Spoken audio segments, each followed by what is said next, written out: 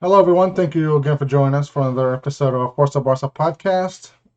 Today we're coming at you 3 days after the game versus Betis, where Barca won. And we're going to talk about it. We're going to discuss what happened in that game, the pros and the cons, the pros and the cons of the game, what happened that was in our favor, and uh, and then yeah, and then we'll talk about the next game that's gonna be happening tomorrow. So let's start it up. You, how do you feel after successfully secure the top four? Um, of course, a great relief. Um, because I think more so than knowing that we are playing Champions League, it's about the club and its financial situation. We need to secure top five. We needed to secure top five, top four, and we did it.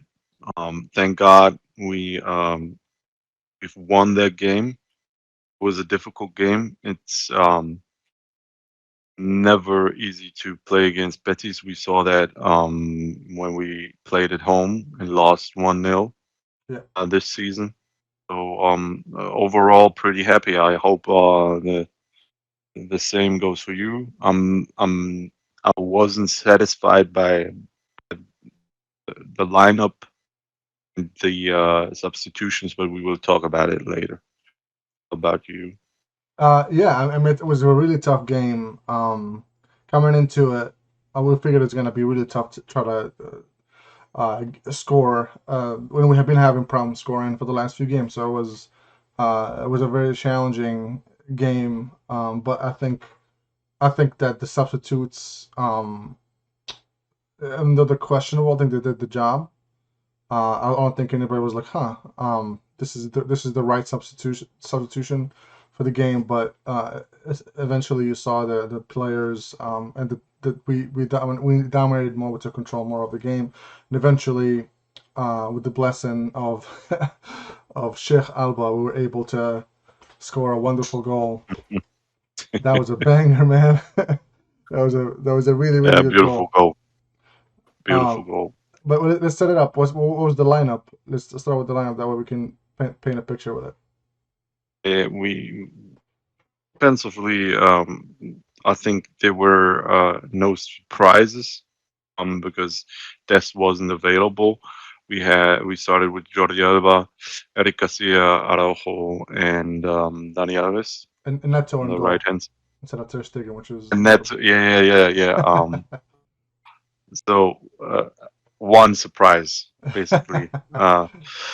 But Ter Stegen apparently wasn't available as well, yeah. so Neto was in goal. Then our midfield, Busquets, Gavi, and Frankie de Jong. Up front, a little bit of a surprise, a little shake-up. We had Memphis and Ferran Torres in the middle. Yeah. Usman Dembele on the right side. It was a big surprise, and even when the game started, I don't know if it was the German media that mixed it up. They had Memphis in the middle and Ferran on the left hand side. They probably just guessed. No fucking knows. Uh, Probably they just couldn't imagine like Van Torres To be in the middle. playing uh, playing in the center. And based on the Of chances that he gets and misses, I think a lot of people were surprised to see him in the number nine spot. But that's probably my only beef with the actual lineup, the starting lineup, is having Ferran as a striker. Um, I mean, we know he has quality. We know he's a great winger. Granted, since he came on, he he had a lot of chances that he wasn't able to convert. He's been having some issues converting some easy chances. Yeah, that took me by surprise. I hope that if Oba is getting arrested, maybe put De Jong in or Braithwaite, somebody who's fast and clinical, That's my only beef, I think, with the lineup. How about you? That's basically also my problem with the lineup. At first glance, um, I think I would have rested Ferran Torres the entire game. Hmm. Not because he's but come on, the guy played so many games and is clearly needs some rest. Not let that he had some great performances, no doubt about it. Yeah. The last 3 to 4 performances, you could see that it was more fatigue than anything else. So I don't know what Xavi is gaining out of it. Of course, try to bring up best of the best. So I understand that maybe he thought by bringing Ferran, he can do some magic in the middle. Hmm. But and there was no way after that last game you can bench Memphis. Memphis, There yeah. was no way. So I understand that from that perspective, but at the end of the day, it would have been better if Aubameyang started Started. there. Yeah, I think it Yeah. was getting rested, which is good. And he does a lot of he's one of the ones that runs the most, especially when we don't have the ball, just pressing the whole time. Mm, It's understandable to actually swap him with somebody else. But Ferran is probably as exhausted, if not more exhausted, than Aubameyang because he's been playing nonstop. So that didn't make sense to me why I put in Ferran in there instead of Aubameyang. But um, it is what it is. He was pretty much. I don't think he was as effective as Javi hoped he would be, especially in the first half. Um, mm. what do you think about the first? Let's talk about the first half. What do you think? What are your thoughts there? I have to single out some um stuff. I think Dani Alves in ball distribution is always going to be Dani Alves. He's a legend, and we don't have to stress that out every time. I think he would even, of course, you need to sacrifice Frankie De Jong, but I have no problem sacrificing De Jong.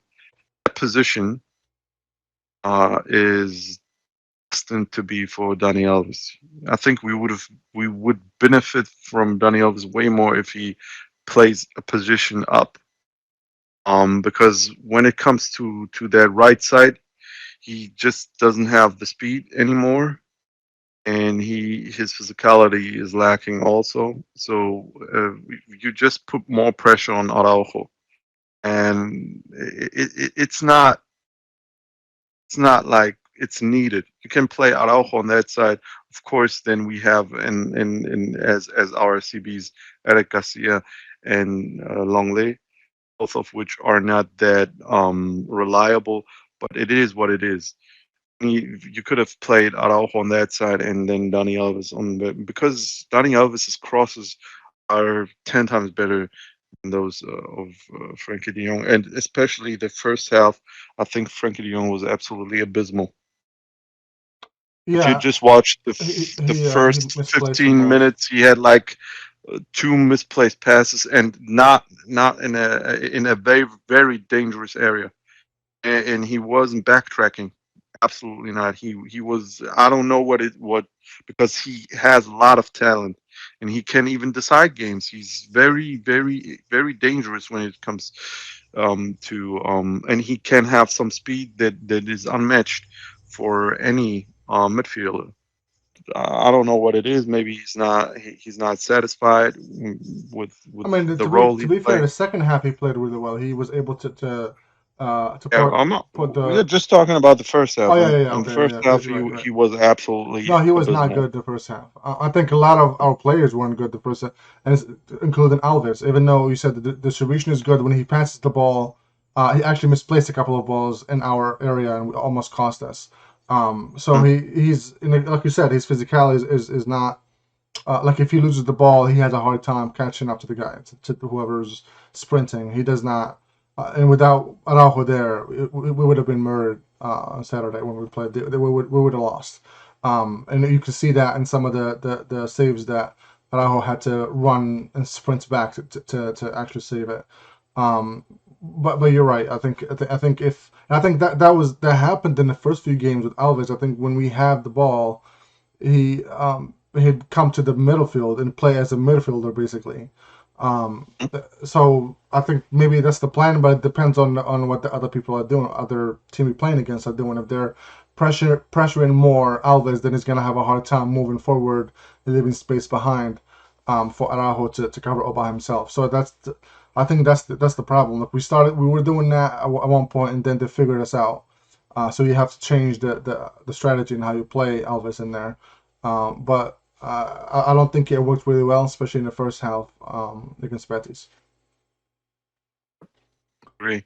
And there were a lot of smaller things that weren't working.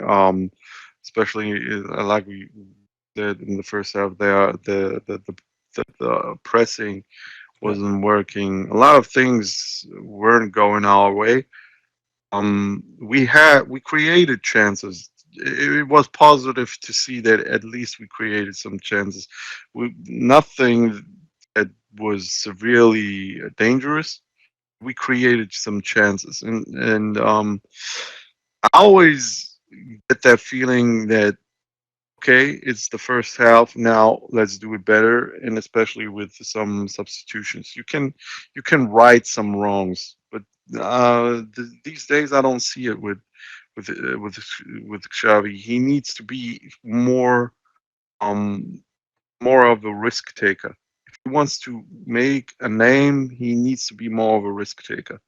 I He think needs the to I think the problem with risk taking right now is if he does anything like that and will end up backfiring big time, we don't have enough time to recoup those games. Like if he ended up doing something drastically and against Betis just to throw the Betis off and ended up backfiring, then we'll be in a hot seat for the next 3 games to try to catch up.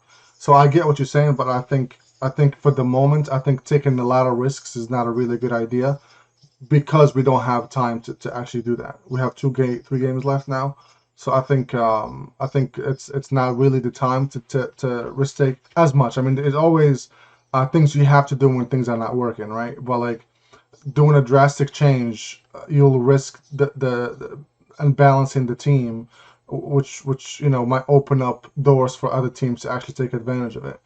But again, we still have to do something when something is not working. So exactly, and football is dynamic, always dynamic, yeah, and you are playing against an opponent, and the opponent coach is also watching the game, and he will adjust. And by taking chances, it does mean that he needs to do something drastic. It's not even about that. We know how Barcelona plays, but you need to have some surprises. You need to have some things. And I'm not saying that he should play with three at the back and leave the door wide open. You can still keep the system and throw in some other players if he sees that some players are not working, especially when it comes to Ferran Torres, especially when it comes to Dani Alves. Why not take Frankie de Jong out, put Dani Alves one spot ahead, and have Araujo on the right side, and bring in Longley? There is nothing happened system when we talk from a system standpoint.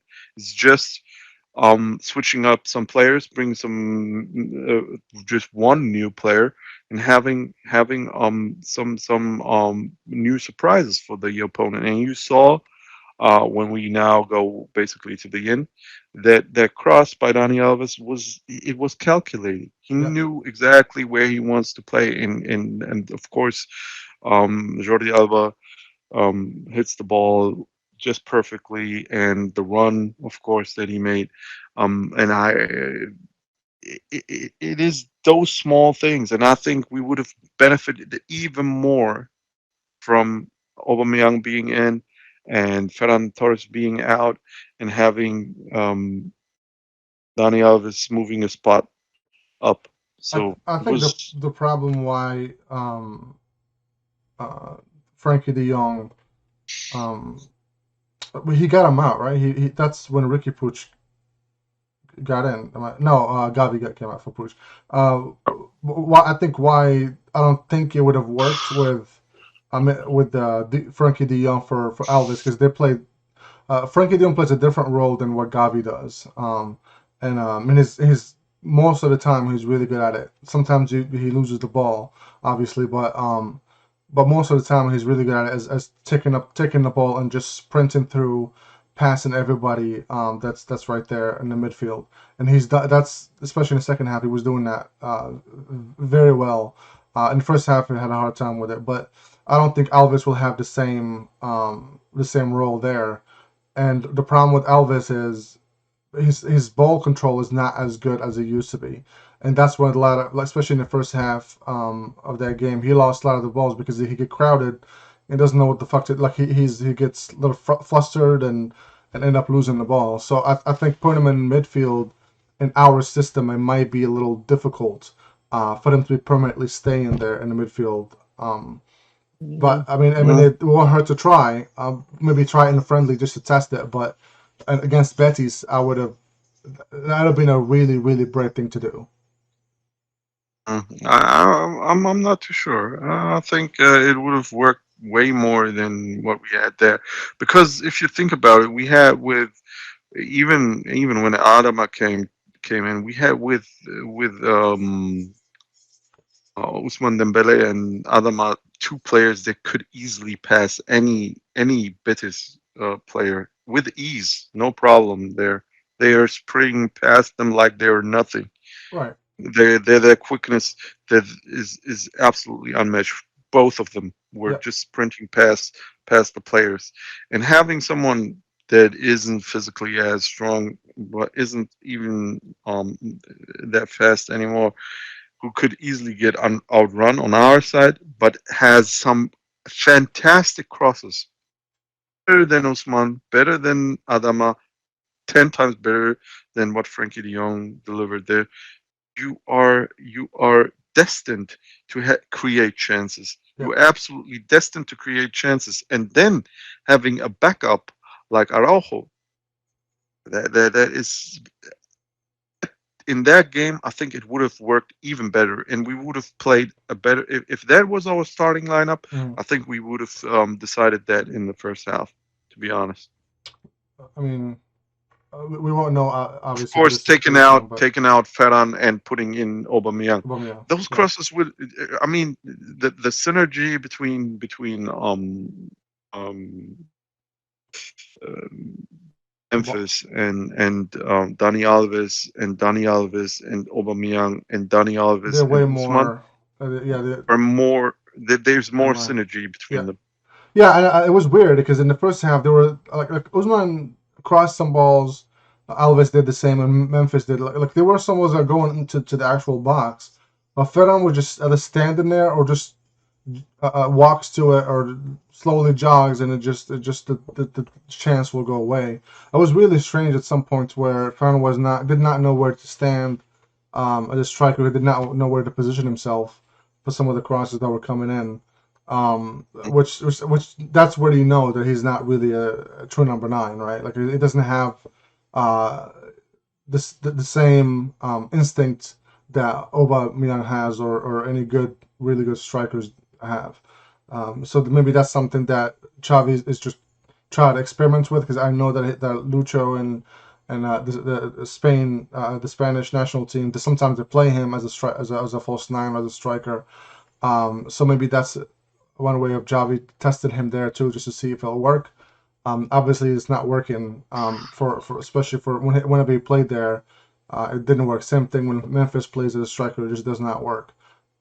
So that's something that maybe Xavi just experimenting with, because we saw that he put Ansu in the middle the game prior to that. To that. So uh, They want experiments. He's experimenting who's gonna be number 9. um, Yeah, the thing with Ansu is that he's clinical. yeah, He doesn't need that many chances. This is something that Ferran Torres doesn't have. I nope. mean, Ferran Torres, you can give him like 10 chances.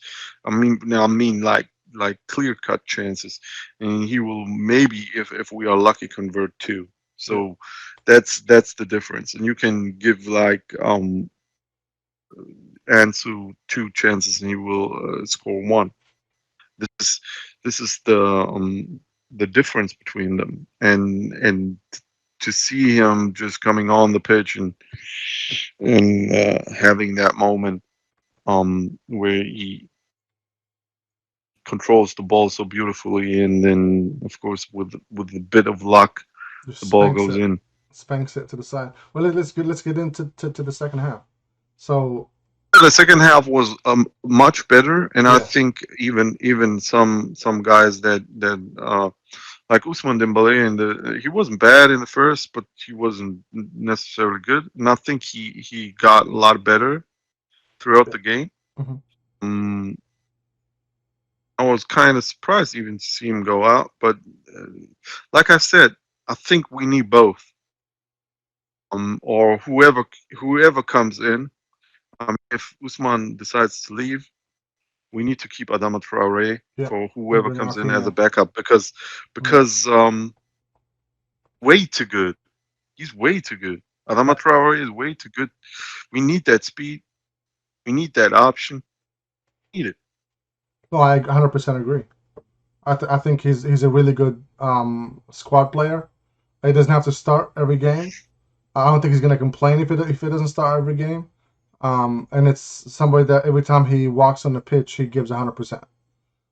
That's what you want from somebody who's a squad player. So I think keeping him would be great. I don't know how if they'll be able to make a deal or not.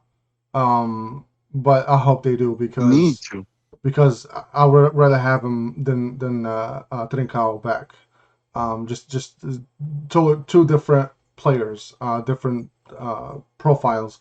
So I prefer Adama's profile better just because we have technical players. We'll have technical players. Even after Dembele leaves, for bringing Rafinha, he's a very technical player. We need somebody who's a different profile in that wing. They'll be able to bring something different, different dimension to the attack. I think Adama can do that. And it's probably is very probable that Usman will leave. And if he leaves, we need to keep Adama Traore. Yeah, There's no ways around it. And I think after Usman leaves, we can afford Adama Traore staying. yeah, we should Honest. be able to. And then Adama comes in. Ansu comes in for coming for Brown, right? If I'm not, I'm correct. I think I'm correct. No, He could, but he could also come in for Aubameyang. He no, could I'm talking about also for come. the game itself. I'm trying to remember Yeah, who. yeah, yeah, yeah. So we made a few changes all at the same time. I think he came. Didn't he came on for Memphis? I think you're right. Yeah. Oh yes, for Memphis. Yep, yep. And Ferran, Aubameyang came in for Ferran. Yes, and Adama for Dembele. So and that I Mm. think that completely changed it. I mean, we had Puch coming for Gavi. So though I wasn't surprised to see him there because we don't have any other options. Nico's out, Mm. so he's the next in line if Nico's not there. Um, so what do you think about Puch? How do you rate his showing? Because he doesn't show up very much. Yeah, he wasn't bad, wasn't good. Nothing to nothing that I can say honestly. He misplaced some balls up front.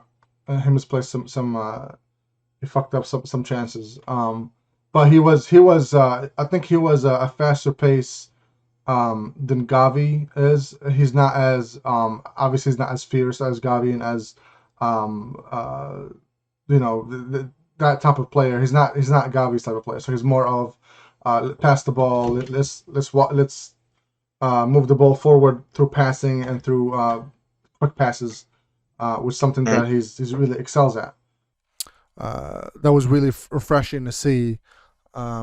Go take him from the midfield, try to find passes up front, and try to like a jigsaw puzzle. But he did fuck up sometimes, which I think maybe because he doesn't play as much as the other players. Maybe you could say that, but at the same time, I think he still needs some experience. So I hope he actually goes on loan next year and gets some experience under his belt, because he's not gonna get it in the team. We are so packed in the midfield. He's not gonna get any play time, which sucks because I think he has. Especially Yeah, especially Kessie coming in.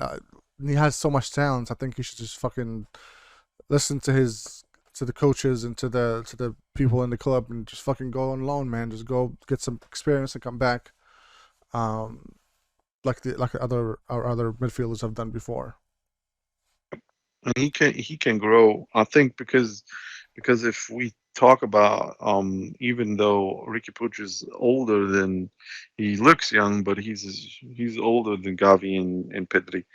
And when it comes to the way they play and stuff, I think they are way much more developed than Yeah, he is, and especially Pedri, he's on another level. So we talk about this. We need to have the conversation that sometimes you get that experience and you see, and this is the thing that I respect about a lot of these. Even though, of course, as fans, we would love to see every student of La Masia become a Barcelona player, but at the end of the day, that's not possible. That's not feasible. right. So you need to get that experience, and that's why Elias or Kukurea, they did the right thing for not only for their development but also for their career. So because it's not always possible to play uh, Barcelona and have a spot. So it's only 11 spots, and of course the best are going to play. Yeah. No, I agree with you. I hope he takes that option and goes out and gets some experience. And we also saw Ansu, of course, tear it up as soon as he came in.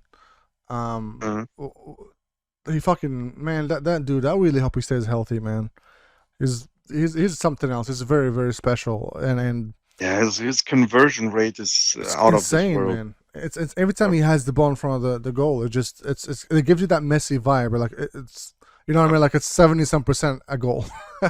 You're just waiting to see how he controls it, and once he controls it right, like you have that instinct. Oh, it's a goal.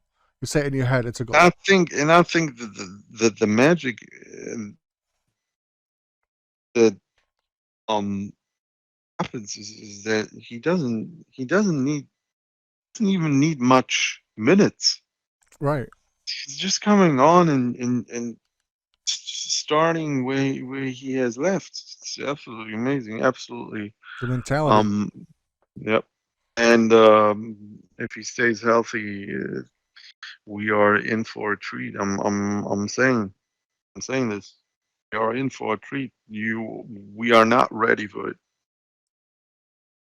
I don't think the world is ready for Ansu to fucking tear it up, man. I don't think it is. Especially it's a World Cup year. He gets fit. They fucking tear it up in the World Cup. Tear it up next year with Barca. Give him a couple of Hopefully, years. He'll be left in that Ballon d'Or, man. If he stays fit. Um. hopefully, man. So yeah. So seeing him on the pitch was pretty fucking amazing. Um. And of course, as soon as we made the changes, when everybody got settled in, I felt like we started dominating more. The possession, organized. The attack was more organized.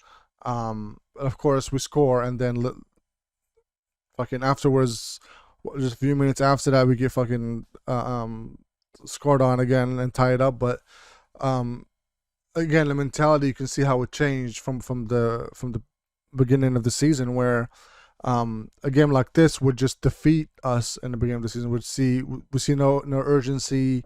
We see us just jogging along or not really put in that work. But everybody was just fucking focused. Even after we got scored on and were tied, everybody had their focus on, and the passes were on point to try to figure out how to get to the goal. That's something that really was missed, and I'm glad that it's back. Even though sometimes it's a little too late, like against Frankfurt, um, but it's nice to see us fighting until the last second. And literally with this one, within the last few seconds, we scored the second goal. There are a lot of players that have a different mentality in the team, so they are fairly new to being regulars in the team. So of course somebody like Gavi, of course somebody like Araujo, they are absolutely they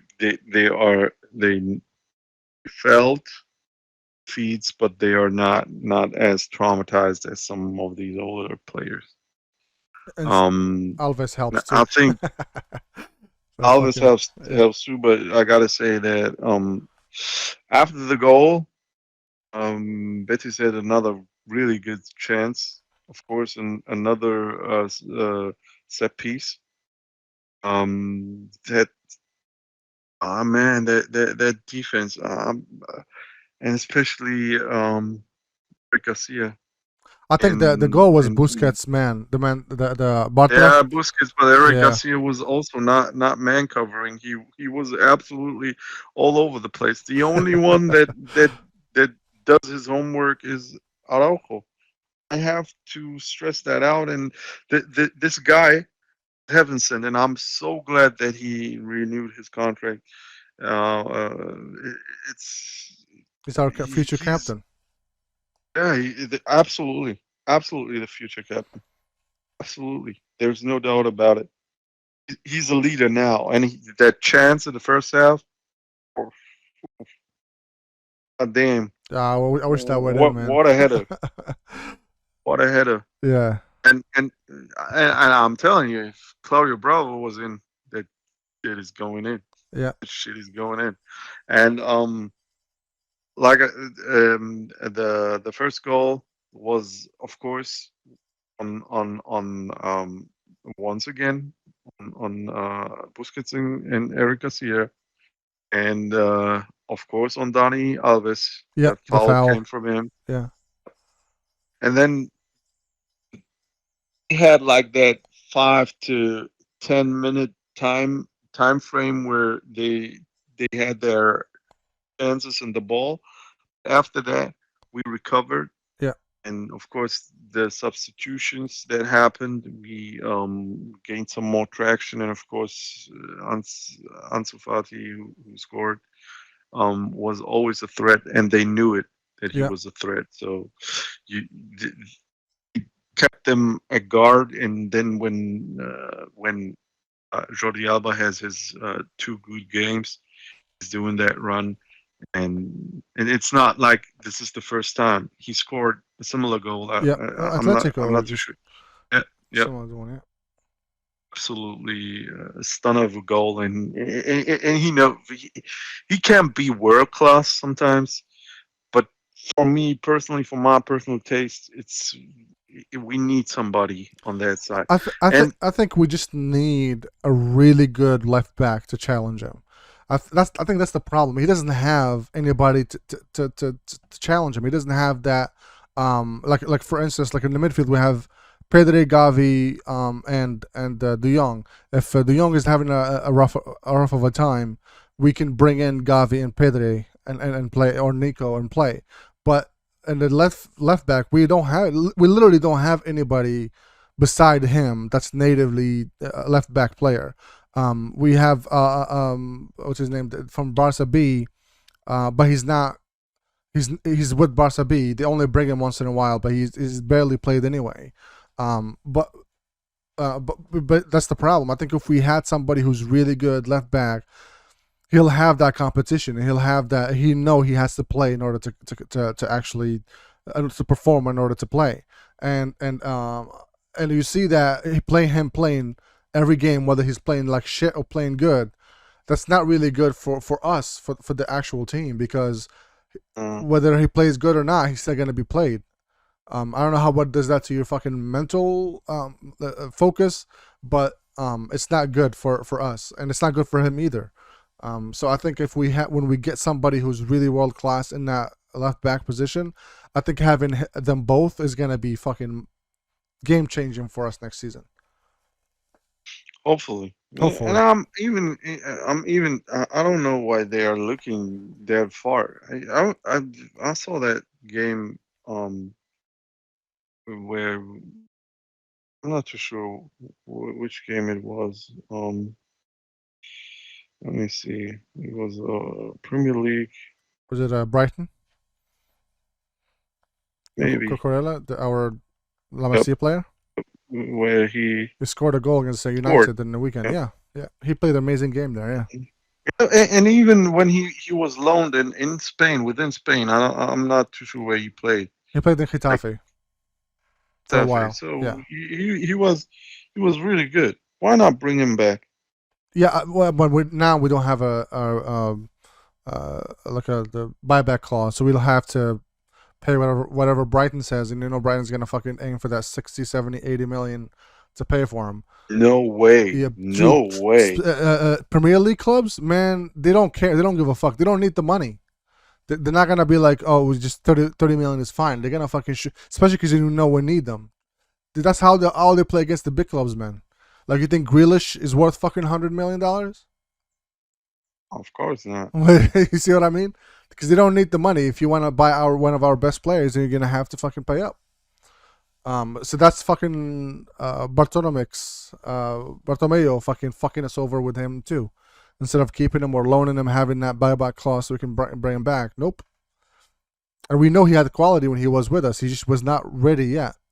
So that we just fucked ourselves over by doing by letting him go without any buyback clause. Yeah, that's fucked up. Yep. So we'll see what happens. I think there's a rumor of Grimaldo that they want to bring him back from Benfica. So we'll see how that goes. But it's everybody's game until summer. We'll see what the plan is. But it's something that Xavi knows and that needs to be reinforced, and Laporta knows it needs to be reinforced. So it's just a matter of finding the right person to, that's gonna be right for us in our sporting project, and in our economy. Economical problems is not gonna be an issue there. All right, so yeah, so the game ended with us 2-1 with Alba fucking scoring a banger, that shook the whole the whole stadium, and all the Barca fans jizzed all over the tables from happiness. So that secures us our at least our fourth place. So officially, we are gonna play Champions League football next season. God. Okay, let's give it to them. Clap your hands, everybody. I'm serious. The thing is that it was looking very grim for us. Yeah. And we have, whatever the case may be, if we are finishing second, we have to salute. And I'm staying the biggest critic of Xavi. And I'm not known for giving the benefit of the doubt. I'm know me, how I overreact sometimes. But at the end of the day, it is what it is, and I'm staying true to myself. I'm going to be critical. Yeah. But when this season ends and he's landing on that second spot, it's not what we as Barcelona fans want. We are always want our team to compete, right? Always to be the best, and strive for the trophies. But this season was fucked up was fucked from the before start. We didn't he even start when we know we yeah were gonna be yeah fucked. Yeah. before Xavi arrived, and he brought us from ninth place to the second place, and we were We closer stayed to there. relegation. And we're staying Yeah, and there. we were That's the thing. when he came on, we were closer to relegation than to the first spot, and we have to salute this accomplishment. Um, Even though there were no titles attached to this Yeah. accomplishment. Yeah, it's a foundation to build on that I hope it's we'll have the team, we'll have the capabilities to compete next year for the trophies, and I think we will. I'm confident that we'll have a really good summer, and we'll be able And to do hopefully, something. and not only having like transfers. I mean, even having that time with the players, and Right. even the training camp or whatever they are going to do after the break, after the short break. It's going to be different. It's going to be a different team, but once again, it's going to depend on being concentrated and being there from the get go. You cannot fuck it up. Um, like if you fuck up the first three games and then you have a team once again scoring everything and doing everything, you are not going to. The La Liga is tough, man. You're Yeah. not going to have a lot of chances to come back. So it's about being concentrated from the get go and knowing what to do. Yeah, I think we're just lucky this season. Even though we had problems, other teams were having problems too. Like Sevilla should have been able to fucking run away with the league at this point because they missed so many chances to take over Madrid at one point during the season. They fucked up big time. Same for Atletico. So I think we're lucky that they're not as good as, especially Atletico, not as good as last season, which helps us feel that even though we're mediocre at some point, sometimes during some of the games, we're still consistent enough to not drop below the Champions League teams. Thank God. So we should be able to cruise through the second to second place. I think if we win tomorrow, we'll be able to secure second place, like 90 some percent, because I think we have we're playing at home tomorrow, and then we're playing Getafe away, and then bringing in Villarreal in at home. So I think we should be able to, at least if we get 4 points from those, we'll secure second place. So just winning tomorrow and then tying one of the other games, we'll be able to secure second. So I think it's in the bag, unless something Yeah, freaky of course. happens. I mean, at the end of the day, it's probably for the morale. It's Well, they better get more to money. We get more money for second place. yeah, of course, and for the morale, it's better Yeah, um, of course. as Yeah, well. yeah, And when it comes to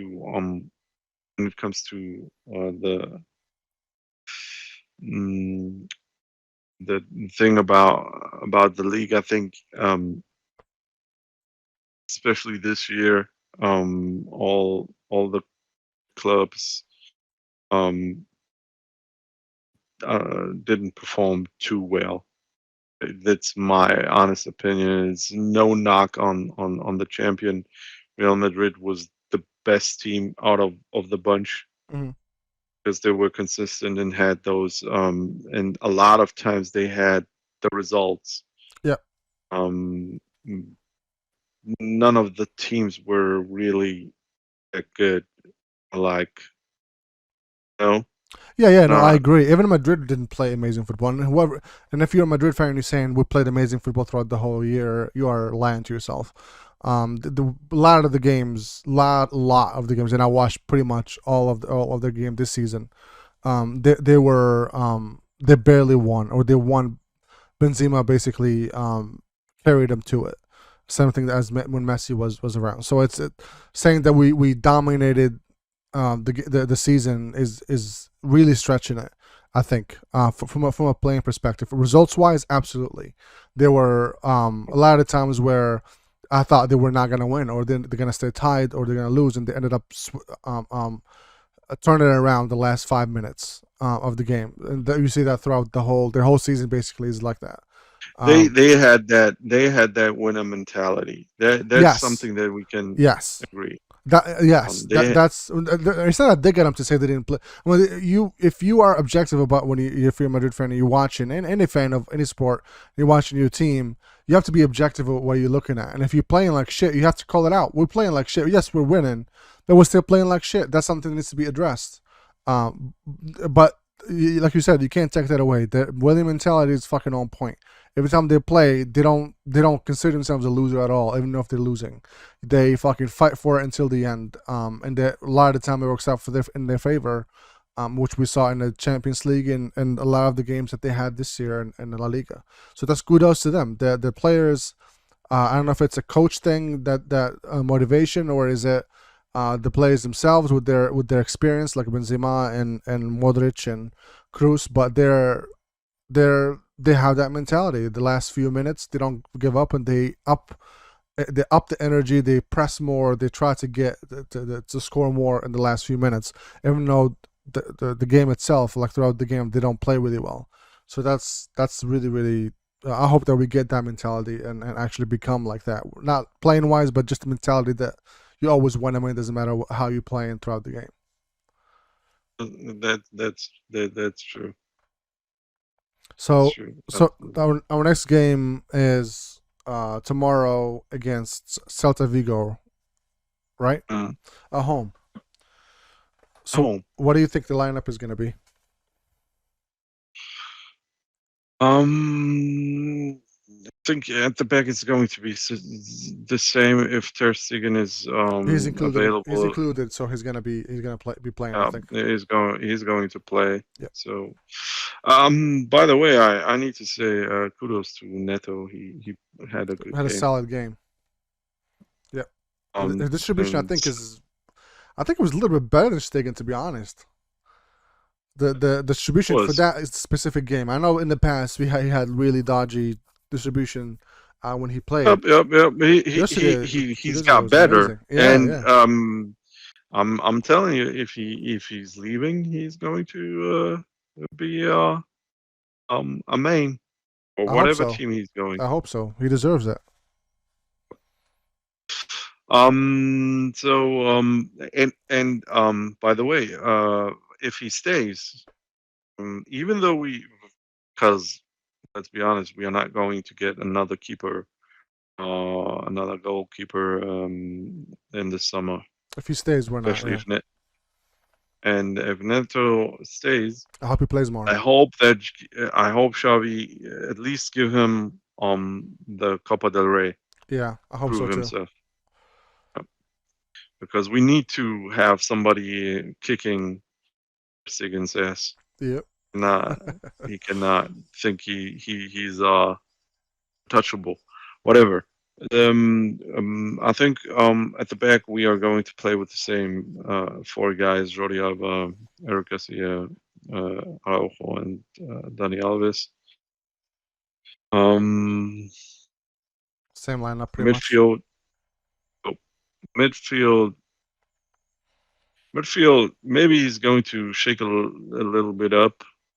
Not too sure. Probably not. Well, I know Gavi, when he walked out, he was limping a little bit.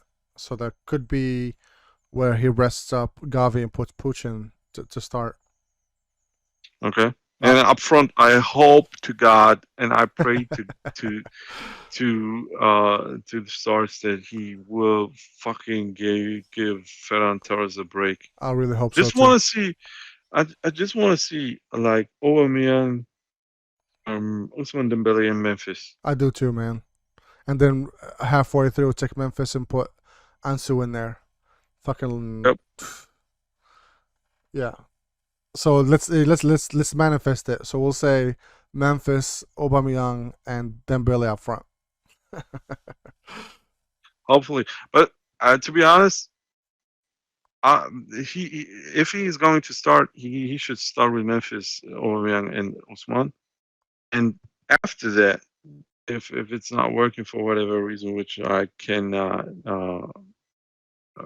imagine, for whatever reason, if it's not working, to take out Aubameyang and put Ansu on that position. Not because I think Ansu is better on that position than as a winger, Yes. but he would get fouled way more as a winger, No. Yeah. and No. I don't want them to fucking end his career Yeah. I mean, because even and when he scored and he went sliding, I'm like, oh, don't slide, man. Don't fucking protect those knees, man. What are you doing? uh, uh, Yeah. so it's better if he plays in the middle because he's not getting that heat, you know. Yeah. No, I mean, you. That's a good idea, and I hope that's if anything, Javi could try to do that. But I think if you just let him, you have to trust him at this point, because I think if you try to treat it like that, it might fuck up his confidence. If you're saying, oh, we're gonna play in the middle, that way you don't get slide tackled or get more physical with the other players. I think doing that is gonna fuck up his psyche more than than anything. So I think letting him be him and fucking just go ahead and play. I think that'll work, as long as you put him at the last 10 minutes or so, just to get him back in the game before you actually start him. So I think it's a good idea to have him play a few minutes instead of starting from in the starting lineup. But I mean, it depends on what his mentality is like. So Xavi will know that more than us. So whatever the case may be, I just hope that he stays fit for the remainder of the season and stays fit for the summer next year, because we need him to be, and he needs to be for his own sake and for his own confidence, to develop more. He's only 19, man. He needs to. This is the time to develop into a fucking world class. Absolutely agree. All right, so yeah, so let's wrap it up. Tomorrow is the game. We can talk about that afterwards. If you're available tomorrow, then we should be able to react to it and give our thoughts, and hopefully it's a win, just to get one step closer to securing the second position. So thank you everyone for listening or watching. We appreciate it. Make sure to follow us on YouTube or on your podcast platform of choice, audio or video. We appreciate it. So thank you so much for listening. We are we're gonna keep doing this and reacting and living the Barca life. Just following everything that they do and commenting and reacting to it. Anything The you want? good, the bad, the ugly. Yes, hopefully more good than anything. Anything you want to add?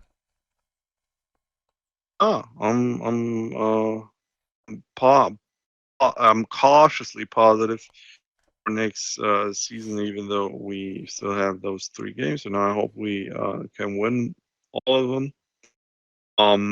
It's been a ride this season, and I think next season we will be from the get-go, from the start, and we are going to get ready this summer, have better content, better quality, and something you can look forward to. Yeah, we'll do some focused topics, and I know we said we're gonna do a Ronaldinho one. We haven't got to it yet. Hopefully we can get to it. That episode is going to be special, something special. Yeah. So we'll try to do more of those those contents where we talk about our legends and events that happen throughout our Barca history, and we'll also do episodes where we focus more on transfer windows and rumors, and when there's a rumor about a certain player, we'll look into him and try to get some of his videos, react to it with you guys and everything. So we'll do some fun content for the summer for sure. So thank you so much everyone for listening, and we'll catch you later. Thank you.